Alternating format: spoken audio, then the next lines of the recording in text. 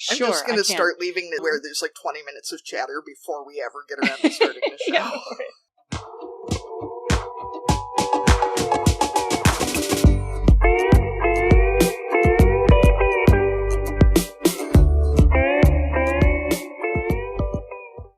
Welcome to Barnyard Language. We are Katie and Arlene, an Iowa sheep farmer and an Ontario dairy farmer, with 6 kids, 2 husbands, and a whole lot of chaos between us.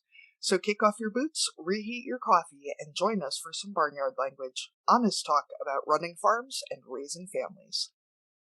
In case your kids haven't already learned all the swears from being in the barn, it might be a good idea to put on some headphones or turn down the volume. While many of our guests are professionals, they aren't your professionals. If you need personalized advice, consult your people. Thank you for joining us again here on Barnyard Language. We're glad that you're back with us. And Katie, what's going on your farm this week? Well, Arlene, not a whole hell of a lot, I guess. We went up and had an appointment for Jim's finger on Monday, and the doctor said basically anymore, unless there's like serious bone or tendon damage, they just let it heal over. So we get to go back the next 2 Mondays, I guess, to make sure that it is healing up and not falling off or whatever. Apparently, multiple dates right before Christmas. Right? Like, this is literally more dates than we've had in, like, probably more than a year, which is really pretty sad. How far away are you having to go for these appointments? Like, it's are we talking 20 minutes? Or? Hour and a half each way. Oh, yeah. So that's a long date. You could listen to some podcasts. We could.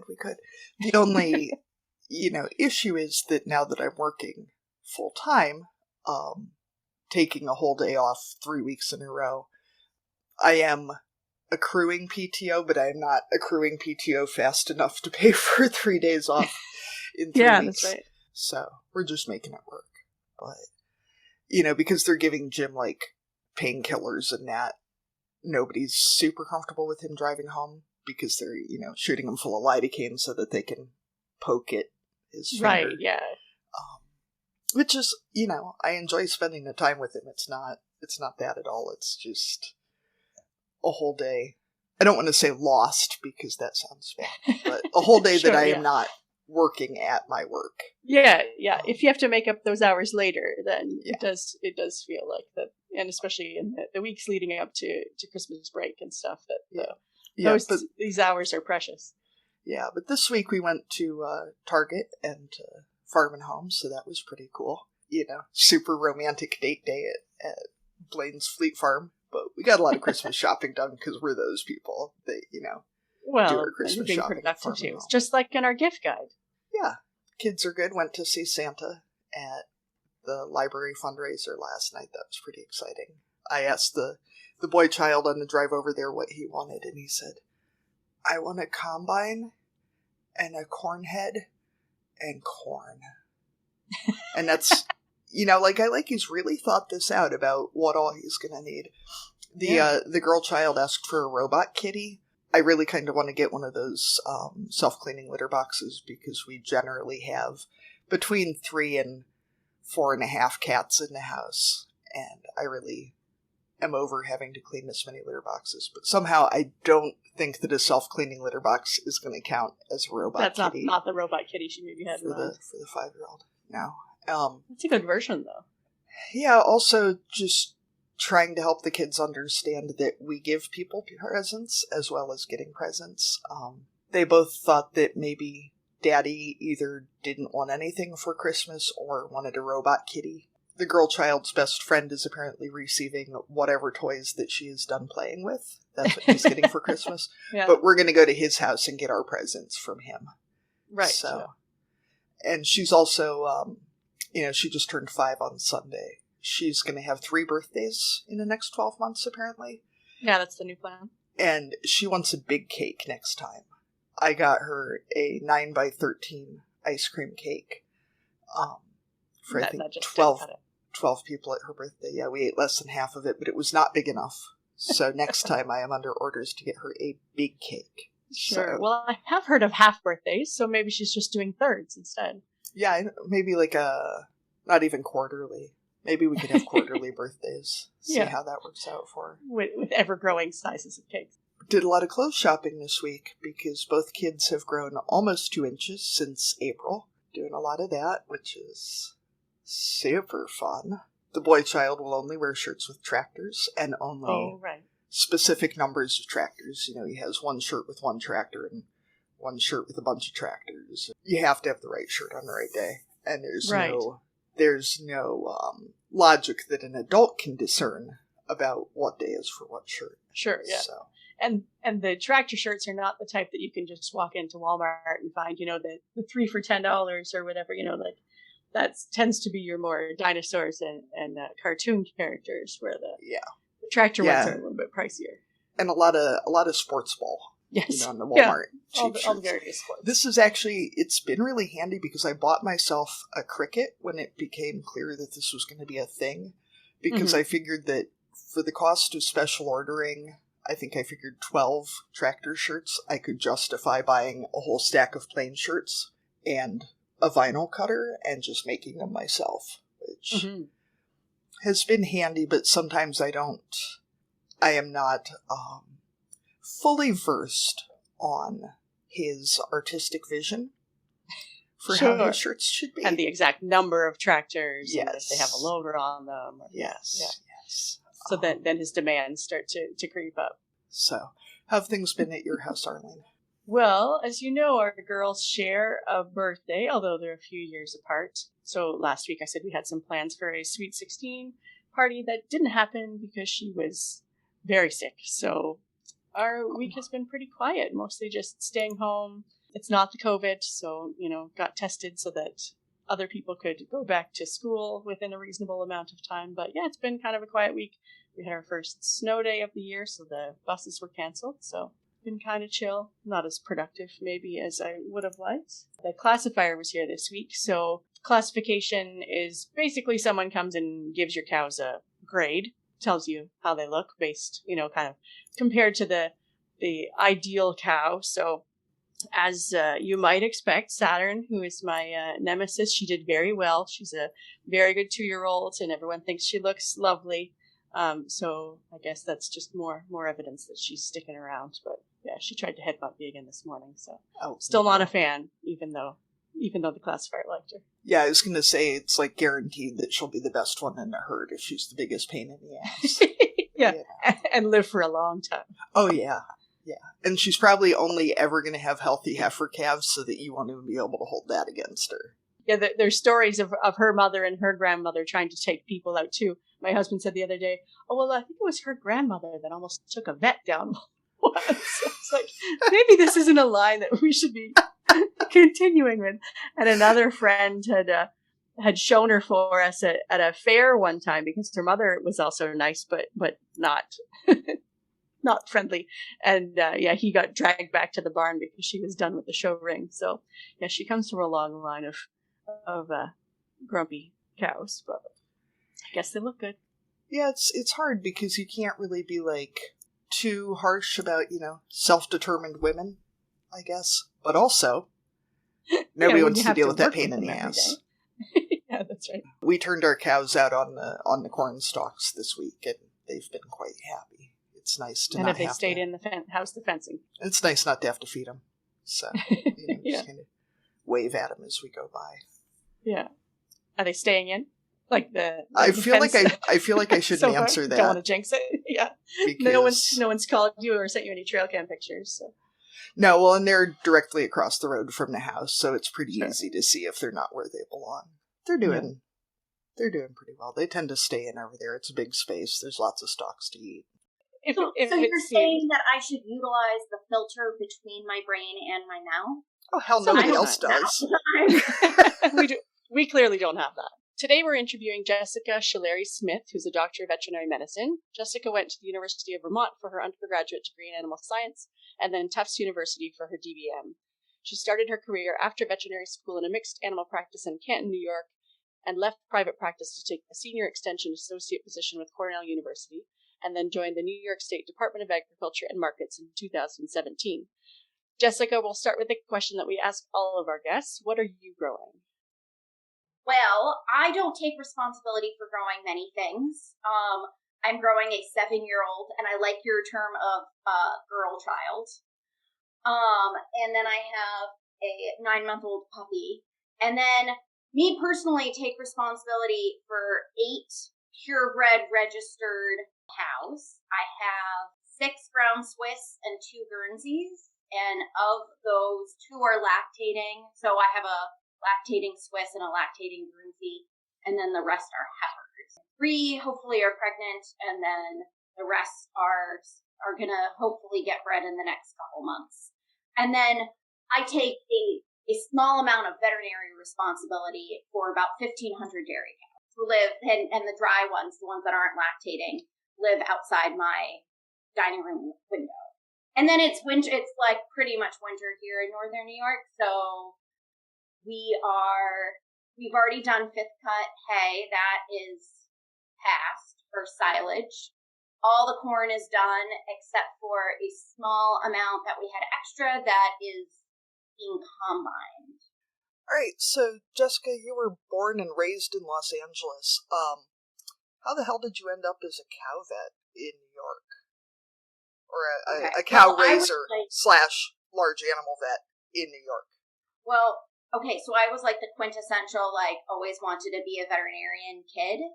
I think there was like a brief moment where I wanted to be a rock star at 5, but I don't have any of the skills necessary for that. And so I'd always wanted to be a veterinarian. I grew up with cats and dogs and, was very into small animal veterinary medicine. I worked as a vet tech in high school. I worked with dog trainers. And I wanted to be a small animal orthopedic surgeon. And then I went to college in Vermont. And UVM has a very unique program called CREAM. It's the Cooperative for Real Education in Agricultural Management, and it's a student-run dairy herd. So when I took it, and the program has changed slightly since I did it, but it was 15 students took the class, and you started in the spring semester. So you started in January, and then you went through the spring semester, through the summer, and then through the fall semester. So you did it for a full calendar year. And those 15 students are responsible for every single thing that happens to a herd of what was then 32 lactating cows in a tie stall. So we did all the milkings. We made all the management decisions, all the breeding decisions. We were there for every herd check. We were there for every calving. And not, all 15 of us for all those things, but we divided all the duties between the 15 of us. And I did that in an effort to be more well-rounded for vet school. And I came out of that falling in love with agriculture, falling in love with the dairy industry, and totally changed my career path within veterinary medicine. So then instead of, getting part-time jobs at small animal clinics like I had in high school, I got jobs milking cows. I did my research in undergrad on calf nutrition, and that kind of changed my direction in life. What can we do as producers to make our vet's life easier, besides, never having emergencies and never calling on the weekend? Good handling facilities. And, a good example of that was I did a TB test on a Texas Longhorn last week. And, oh yeah, that was fun. But, the nice thing is that the TB testing that I do the confirmatory test. And so the veterinarian, the private practice veterinarian, has already done a first test, the initial test on that animal. And I only come in when they have a slight reaction to that initial test. And so they already knew that she needed to be sedated. And so I get there. Someone else found that at first. Oh, yeah. And so I get there, and she's already gotten her wampum. She's already laying on the ground. But, if they had a headlocks or a shoot of some kind, they would not have had to sedate that heifer 4 times. Wow. And I was even at our farm, we built a new milking parlor in 2018 because we actually had a barn fire. I remember when they were looking at blueprints, and I'd look at them and I'd say, oh, well, where are we going to cut DAs? And my husband would be like, well, we're going to do it right here. And I'd say, I don't think that's going to work super well. Or, I can't see it. And he'd be like, it'll be fine. It'll be fine. So-and-so has facilities like this. It's fine. And I'm like, I've been at so-and-so's farm and I still can't see it. And now that we cut DAs there, now it's, well, eventually we're going to build this other thing and then we'll cut DAs there, because really cutting DAs where we cut them is a pain. Yeah. For the non-dairy farmers, what are DAs? Oh, okay. So cows have 4 stomachs. The rumen is the one that we all think about with the big fermentation vat. But the 4th stomach is the abomasum, and it is the most similar to what our stomach is, in that it is acidic. And so it kind of starts to break stuff down in that fashion, and it's glandular. And when cows stop eating well, that stomach fills with gas. And it is a stomach that is not actually attached really to anything except being in line with everything else in the intestinal tract. And so it can move. So it moves from like the bottom of their belly, generally up the left side of their abdomen, but occasionally up the right side of their abdomen. And then they don't want to eat, because not only was whatever was happening before that made them stop eating, now they feel weird because something's out of place and filled with gas. And they probably feel bloated, although I haven't really asked. But I can imagine. Yeah. And so what we do is we'll generally surgically correct it, and we'll put the abomasum back where it is supposed to be and tack it into place with sutures so that it cannot move again. And then they feel better, and the gas moves out of their intestinal tract, and then they start eating. So you need a somewhat confined space for that to happen, and not just a big open pen, for example. Yeah. So, and it can vary a little bit. So there are different surgical techniques, and based on the surgical technique, you can do your incision in different places. And some veterinarians will do a technique where they do an incision on the side, and so the cow can be standing. And so theoretically, you could just have her standing in a headlock, or, tied somewhere where she is not going to truly swing from side to side. But I do an approach, because I have very short arms, because I'm a very small person. I have the cow lay down, and then we roll her up on her back, and I do a very fast surgical incision on her belly. And the nice thing is that when you roll her on her back, the abomasum floats to where it actually is supposed to be. And when you do your incision, the abomasum is right there. And then you just let off the gas quick, and then you open and then you close. And when you close your incision, you use that opportunity to suture the abomasum in place where it's supposed to be. One of our local vets had to come out a few years ago to perform a phytotomy on a cow out in the pasture when it had been raining. Yeah. He's never coming back. I mean, he'll talk to me again now, but I don't blame him. He was gross from top to toe, and it was like 45 degrees out, and it was a nasty long surgery. And if you don't know what a phytotomy is, you're just gonna have to Google it. I'm not gonna describe it. It's not nice. Those are not fun. Yeah, when I was in vet school, it was like the worst call would be beef cow on pasture, and then the worst thing would be, so I went to Tufts, which is in Massachusetts, but all of our large animal stuff is based out of Connecticut. And so they would cover Connecticut, Rhode Island, and Massachusetts. And then if you add Rhode Island into there, then it's like really bad, because the people who have like backyard beef in Rhode Island truly are much more backyard, minimal handling facilities kinds of, at least when I was there. And that was a long time ago. Yeah.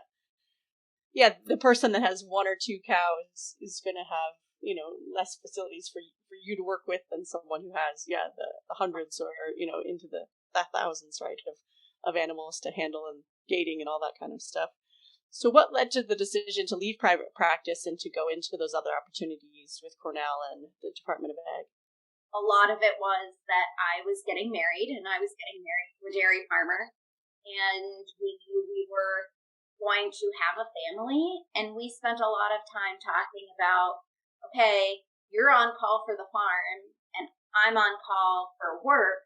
What happens when we both get a call in the middle of the night? Mm-hmm. And, we talked about different options. We talked about my mom.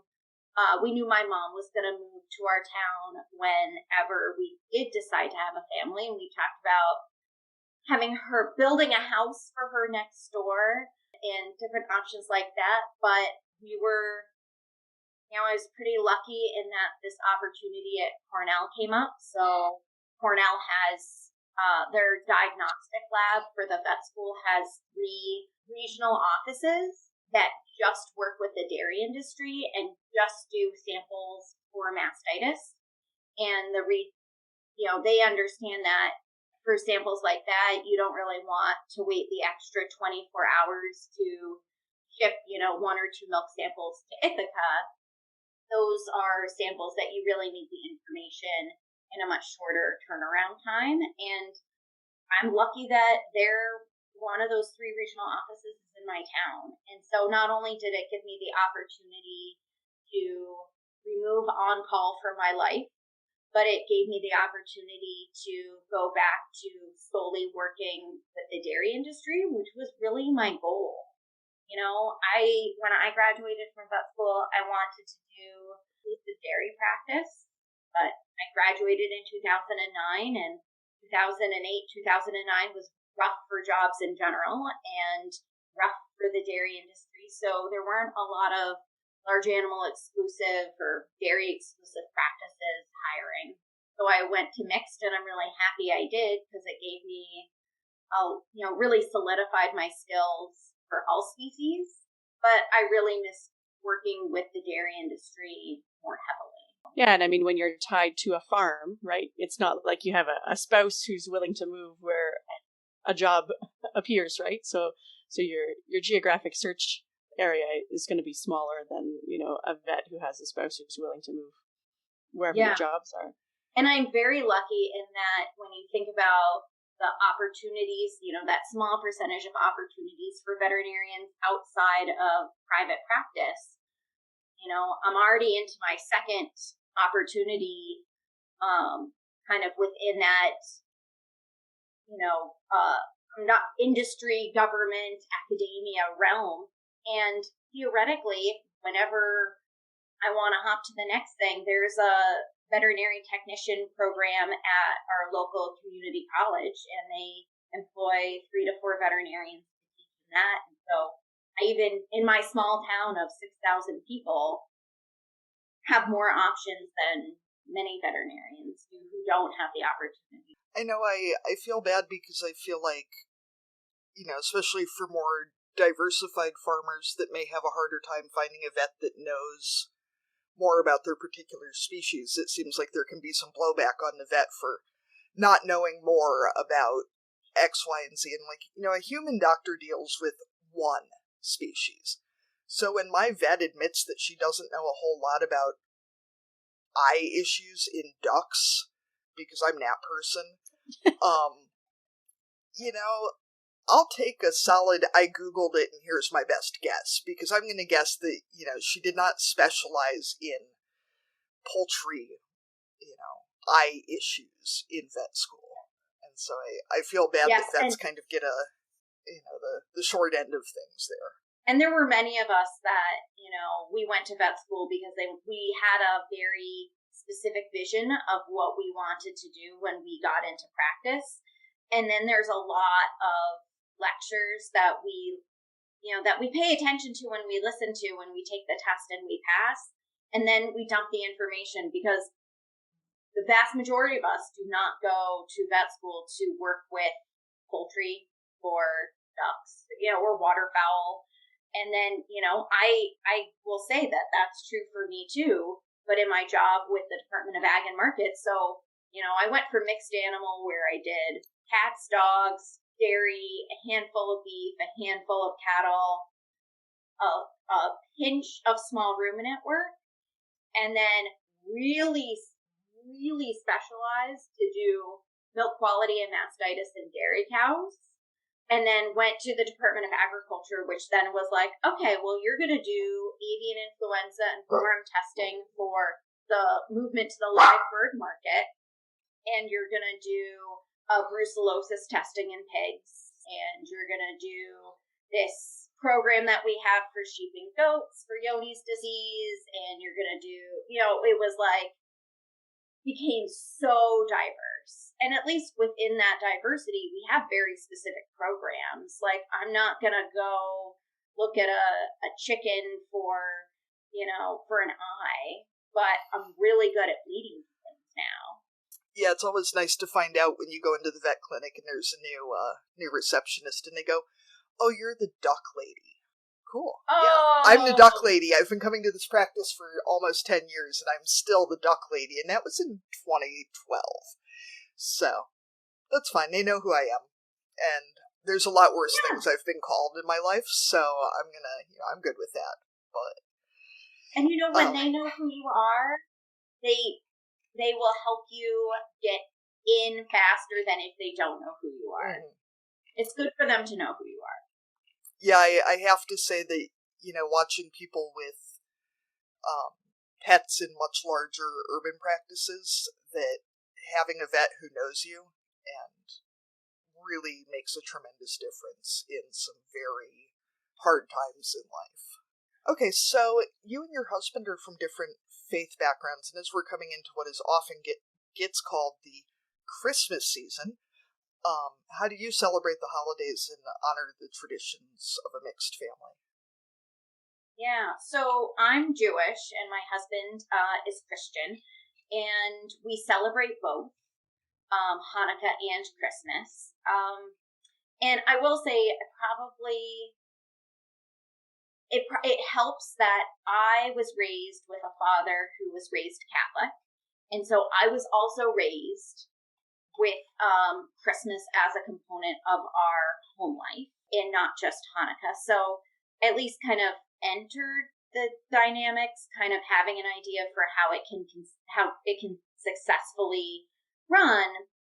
But it is always difficult in more rural communities that are less diverse than Los Angeles or New York City or Boston to celebrate something that the rest of the world doesn't think about or remember exists. And so, I always make an effort to do something with my daughter's class at school to remind them that not everyone in their classroom is celebrating the holidays the same way that they are.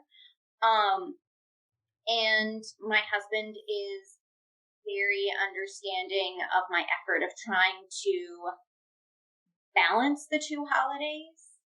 And so I definitely try to make sure that the present giving is kind of equal between the two of them, and that we do celebrate Hanukkah in a more elaborate fashion than maybe we would if we didn't have Christmas as well. I mean, Hanukkah is kind of a major or a minor holiday in the Jewish faith, and we make it more than it would be otherwise because of not wanting the next generation of Jews to feel like they're missing out on something compared to Christmas. So, I look at what we do outside the home for activities and parties and stuff like that, and I try to make sure that we're doing something kind of comparable for Hanukkah. So, we'll invite some family friends over for Hanukkah and have dinner with them and make latkes with them so that Rosie can feel like she is sharing that holiday in the same way that Christmas is shared with a larger community. It's certainly been harder last year and this year because our Jewish community isn't doing a lot in person because of COVID, and normally having our Hanukkah party with Hebrew school and our congregation does a big, we call it the food festival, and it's kind of almost like a little mini restaurant, and we serve all sorts of Jewish food that you could not easily otherwise get. And so that's kind of another, component of our holiday season. And those things aren't happening because of food. But I'm going to Zoom with her class, and I send in little goodie bags with a dreidel and gelt and explanation for how to play dreidel. And I'll read a book about Hanukkah and the story behind Hanukkah and what that is. So we make it work. It's always, I will say, I think that the Passover Easter situation is always a little bit harder, because Easter will always fall during Passover, since the Last Supper was a Passover Seder. And so every year to me, it's less of a big deal that they overlap, because Passover is 8 days and Easter is 1. And so I got 7 other days that are just Passover, but I keep kosher for Passover. And that means I can't have bread. I can't have anything with breading. I can't have the vast majority of desserts. And then we go to my in-laws for Easter, and I can't eat like 80% of that meal. Yeah. And in that sense too, I mean, like the in-law stuff, we both live close to our in-laws, and I'm not too far from my parents too. And sometimes even if you share the same faith or similar traditions, there's still that difference. And like, well, I didn't celebrate that way, like that, that's not how we do Easter, or that's not how we do Thanksgiving, and then when you add that faith element, or like something like fasting or food restrictions, then that can become a bit more complicated too. Yeah. And you're kind of not justifying, but yeah, you're having to explain more about how you're doing things or why. Yeah. And setting boundaries on like, we're happy to participate with you in this fashion, or, in this context, but we're not gonna participate in the exact same way that everyone else in the family participates. Mm-hmm. And to create a compromise. And that has kind of been the key word to our marriage, has been figuring out the compromise, and a lot of like really serious, how are we going to make this work? Hash it out, really kind of get to the nitty gritty of it between my husband and myself, and then say, okay, so how do we want it to look? And then how do we present that to whichever side is, we're having that. Yeah, and even what works for us as the couple, and then once you have a child, or once they're beyond, baby, and they're starting to understand the traditions, those discussions evolve as the kids get older too, right? As they understand more. And like you said, maybe hyping up Hanukkah a bit just to make sure that it gets equal billing, even though, maybe it's not the most important holiday, but you're trying to also make sure that there's an honoring of both traditions. Yeah. It's easy for things that aren't Christmas to get lost in Christmas. Christmas in the United States, just like, it just is everything. You can't turn on the radio without it being Christmas music. You can't walk into a store without it being decorated for Christmas. At least, and that's the hard thing. At least growing up in Los Angeles, LA has like a big enough Jewish community that on the radio, they do Adam Sandler's 8 Crazy Nights, and they throw in some of the more contemporary Hanukkah songs. And you go into stores, and every store would have, even if it was an end cap, it'd have something for Hanukkah. I mean, our grocery store is like, oh, there's a Jewish holiday coming up too. Let's put out the matzah. And you're like, that's not this holiday. Like, well, we've got some leftovers, so we'll pull it back out again. Yeah. Because it's Jewish, and so therefore it applies to all of them. Yeah. Our kids go to school in a small town locally that we actually open enrolled into, largely because of the diversity. There's a kosher packing plant in town that was opened by Orthodox Jews. And so it's this town of 2,000 people or something, with this massive Orthodox community that then brought in a huge number of Latin folks from Central America and indigenous folks from Central America, and then a huge number of Muslims from East Africa. And so this tiny little town, they put up the Christmas decorations, and it's like a tree and then a menorah, on the street lights, and they light the candles on the menorahs, during Hanukkah, and it's just like mind-blowing to me that we actually get to go to this small town where people say happy holidays and mean it, because there's at least some recognition that it's not, de-Christianing Christmas and, being politically correct, but just not being a jerk. Just, I love it. I'm so jealous. It's so cool. Strange. It's, and awesome. Yeah, it's great.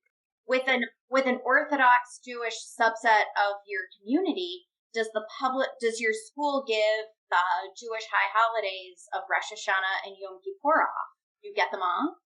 The kids, so the company was actually taken over by some very, very conservative Hasidic Jews, who then got into a whole bunch of legal trouble, and it's, there's been a lot of turmoil, so the kids are all going to a separate religious school, but they're in the community, and so it's, but I think the folks who took over are more liberal, and so I think we'll start seeing more of those kids in the public schools, and then, it will be interesting to see, what they start doing about these things, because it's a big community. Yeah, they should open a bakery, too. Because there is nothing better than a good kosher bakery. They have there's, I think, at least 2 kosher groceries in town. And I really want to check them out, but it seems super awkward. Like, I don't want to seem like I'm being a tourist, but also, I bet there's really good bread there.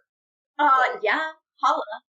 Mm-hmm. Go in on a Friday to get some challah, because not only is it not the best bread ever, but challah French toast is amazing.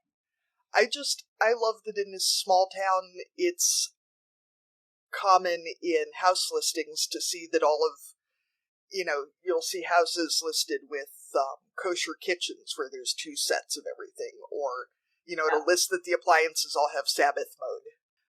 Driving down Main Street is certainly not what you would expect to see in a town in this area, which small town I think is cool. Yeah. So I have a question. How far are you from Ames? 2.5 hours. Ames is actually my hometown.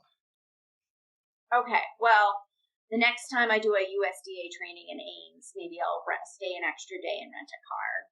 Yeah, or I can come down, because it's not that far. My mom only lives like half an hour from there, so. Okay. Yeah. Or you could come up to Postville and we could hit the Jewish groceries. Yeah, well, I'd really like to stock up on some of the staples that I can't get, because they're expensive to order off Amazon. Oh, I bet. It seems awkward, though, to be like, I brought my own Jewish person with me, so. I'm sure, like any small business, as long as you're buying, they're happy to take your business, right? Yeah, I think it'd be fine. So I know that any parent who gets asked this question, we usually end up laughing at whoever asks it, but do you have any thoughts or advice on achieving life, work, farm balance, and what does that look like for you and your family? The best thing I did was, adjust my career to create more work-life balance. And I will say, even from leaving private practice, when I went into academia, academia is like a pretty traditional salary job in that this is what we pay you for the year, and we expect you to get the work done. And if that takes 50 hours, that's fine. And if it takes 35 hours, that's fine. And I was a little bit lucky in that being far away from Ithaca and the mothership of the rest of Cornell University meant that I had a lot of autonomy, but I'm also, your very typical veterinarian that I'm type A and I'm an overachiever, and I had a lot of like big ideas that I wanted to execute in that job. And so I did work more like 50 to 60 hours a week. And then I went to a government job, and the government tracks your hours and they track how long you work, and they don't want you to put in overtime because they don't want to pay you for overtime. And it really was the best thing that I could do for creating work-life balance, because the government did it for me. They said, the minute I hit 40 hours in a work week or 80 hours in my pay period, I'm done. So like I worked on Saturday because I had to read that TB test in that Texas Longhorn. And so I already know that on Wednesday before Thanksgiving, the last day in my pay period, I'm only going to work a half day, and then I will make pies for Thanksgiving. So that really helped. And then I will say, early in my relationship with my husband after we moved in together, I got very frustrated on the house cleaning dynamics. And very quickly, we made the decision to hire a housekeeper on a bi-weekly basis. And that is probably the best thing I ever did and the thing that I will never give up. And, when you find a good housekeeper, you do what you can to keep her happy so she keeps coming back, because finding a good one is hard. So that's also, if you can delegate something out and pay for it, if you can afford to do it, do it. It's not, reducing stress is worth a lot more than money because it's your health. So you touched on it a bit, but you also do some vet work on your husband's farm. Is that like a weekly commitment when it's needed? Kind of what's your involvement on that end of things? So it's an as needed. So I don't have time on a weekly basis to do a regular herd check. Sure. For a herd our size, it probably would take me 2 to 3 hours. And I also, when I was in private practice, I used an ultrasound for preg checking cows, and I would not go backwards from that. Sure. And it's better for your arm and your rotator cuff to do that. I'm also a small person, and so, dealing and trying to reach into big cows is hard. And so anything you can do to make it a little bit easier is good for your health. And an bovine ultrasound's gonna run, $8,000 to $10,000. And I don't have the time. It's not a piece of equipment we're ready to invest in right now. And so they do blood testing for pregnancy on the vast majority of animals. If they buy, so we're a little bit odd in our dynamics on the farm. We made the decision a couple of years ago to sell all of our young stock, so we don't raise replacement. So all of our cows get bred to beef semen, except for the Swiss and the Guernseys. Right, mine don't, but everyone else gets bred to beef semen, and all the calves go. And then they go into the beef industry. And so sometimes we'll buy in replacement animals, and we'll get some vague but not great breeding information. And so I'll do batches of, we bought these 50, arm these 50 to make sure that the information we have is accurate or correct. And then I'll do sick cows and DAs as needed. Yesterday, we had a cow that must have got her face caught on something, and she had a big laceration right next to her nostril. And so before bedtime, we brought the girl child to the barn, and she sits on the farm computer and watches Barbie videos, and I sewed up this cow's face. And sure, yeah. So, a lot of it is like here and there sick cow work. The big stuff, the big preg checking stuff is very much, convenient, because we can say, okay, well, these animals are arriving on this day, when in the next week or so can you arm them? Sure. Yeah. And, we can find the time to do that. So, Jessica, question then. If it's a night during Hanukkah or Christmas Eve, or I don't know about Arlene's farm, but we consistently only call the vet on Sunday nights of holiday weekends. That is the only time we ever have emergencies. If you had an emergency at that point, would you call your vet in, or would you just go out and do it? Yeah, it would depend a lot on the holiday and the commitments.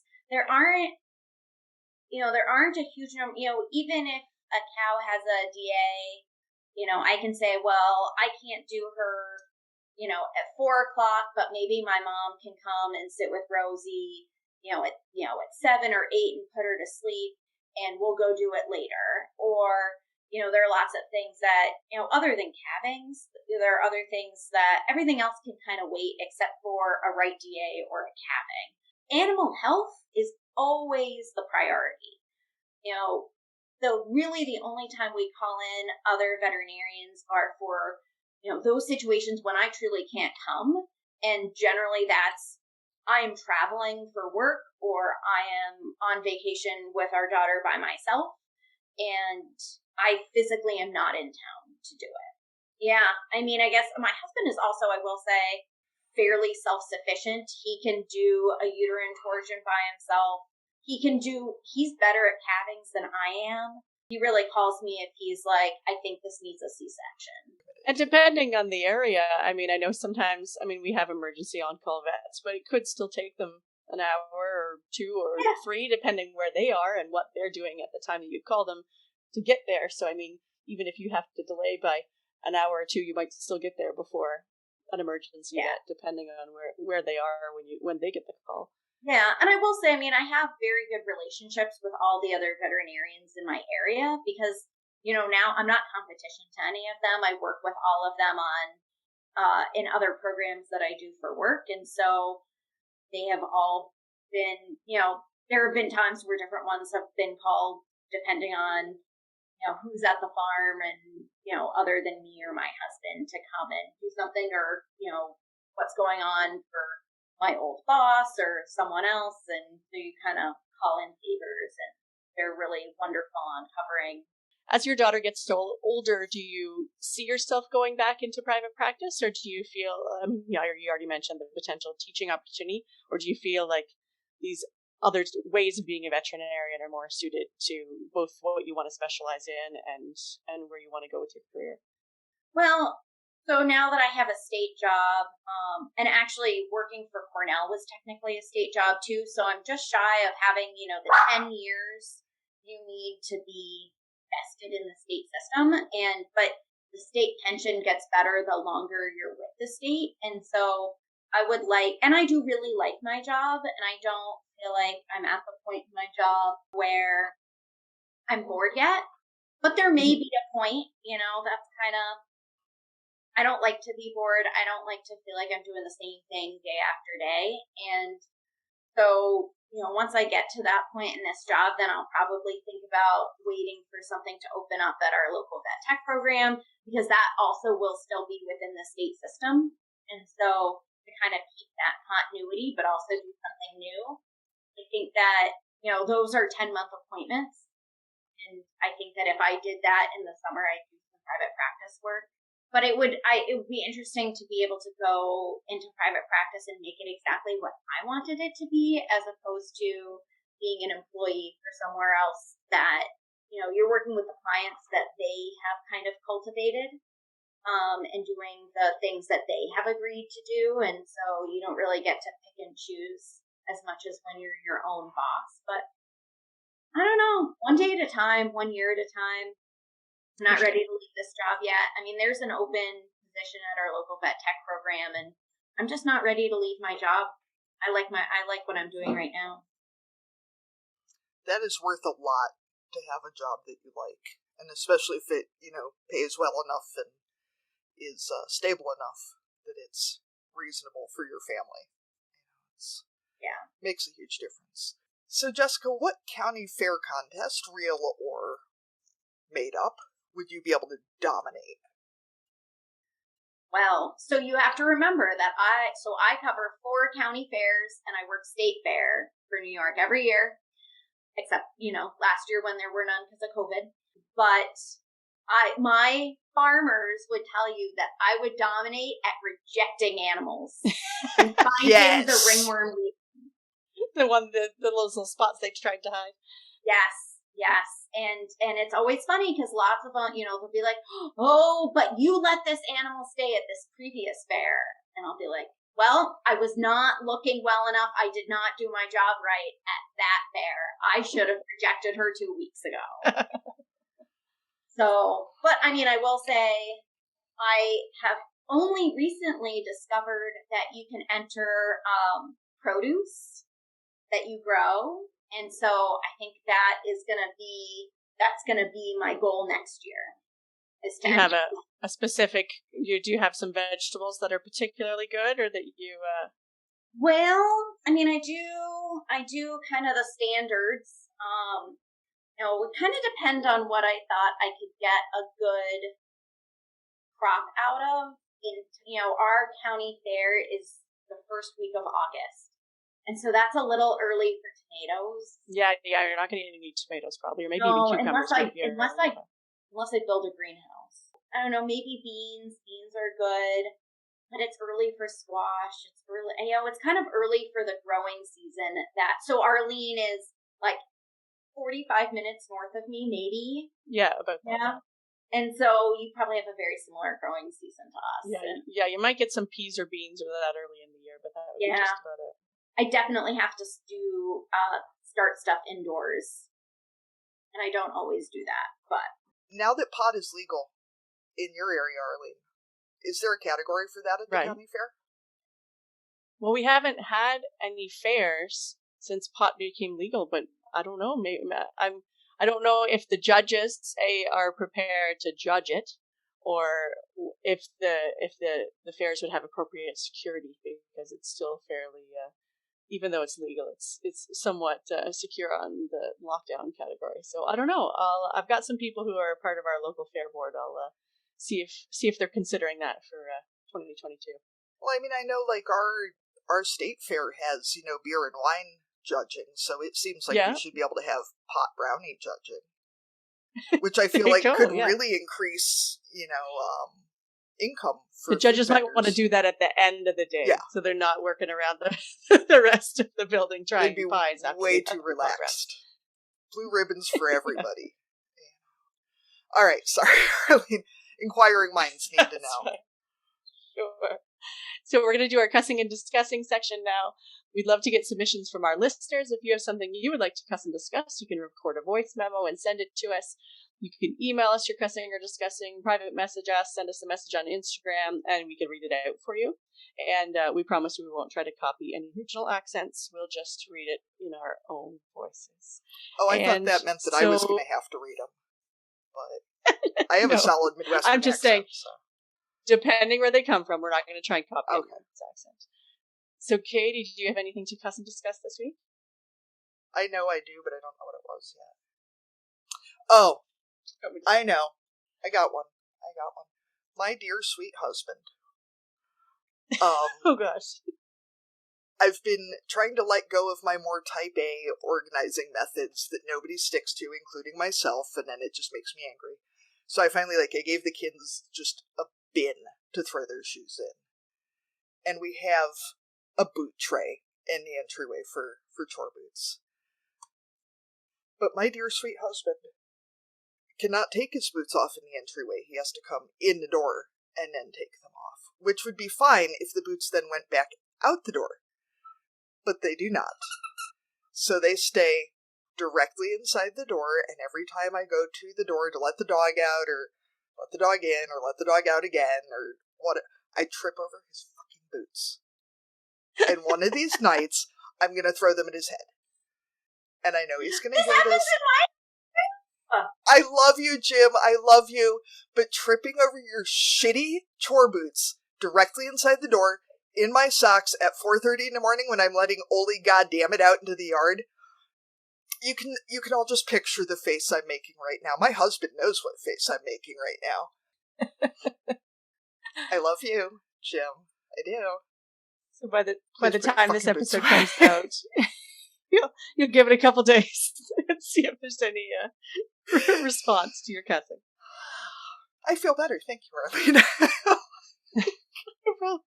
Because it's such a small, stupid thing, and he's the other member of the couple not here. Yeah, he's such a good man, and he puts up with so much shit, and I know I do things that are so much worse than that. Anyway, Arlene, what do you have to cuss and discuss? So this is a story that I was saving, and it seems like Jessica's the perfect guest because I think Yvette will appreciate it the most.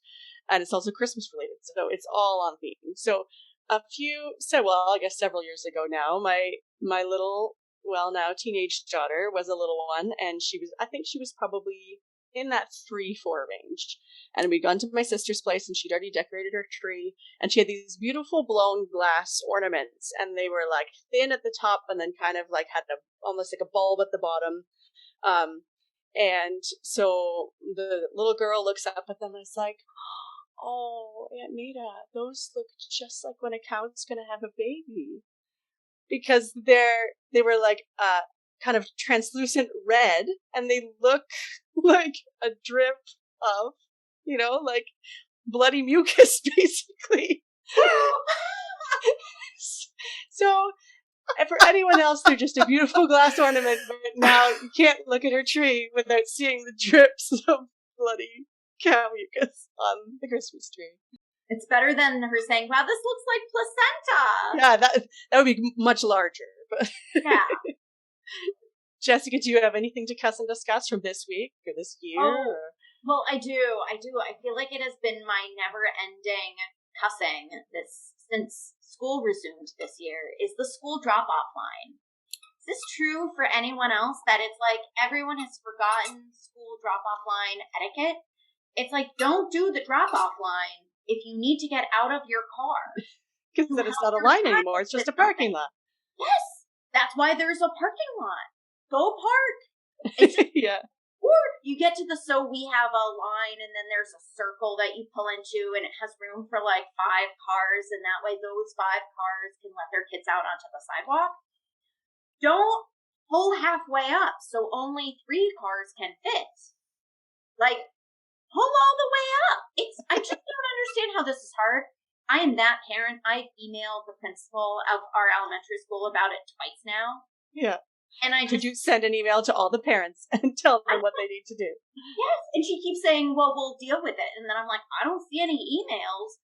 When we first started at this elementary school for pre-K, there was an email that said, this is drop-off line etiquette. And that has not happened since. And I don't understand why.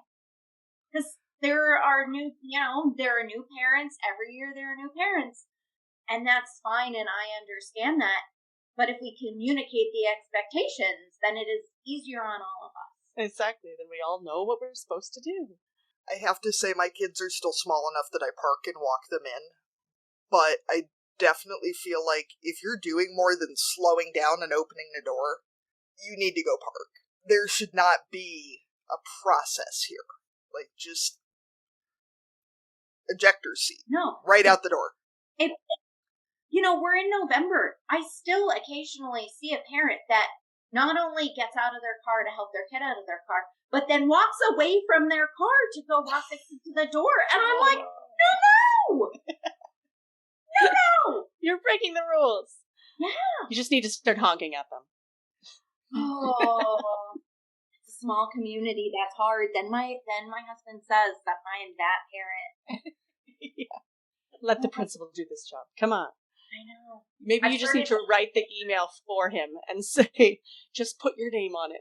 No, I wish.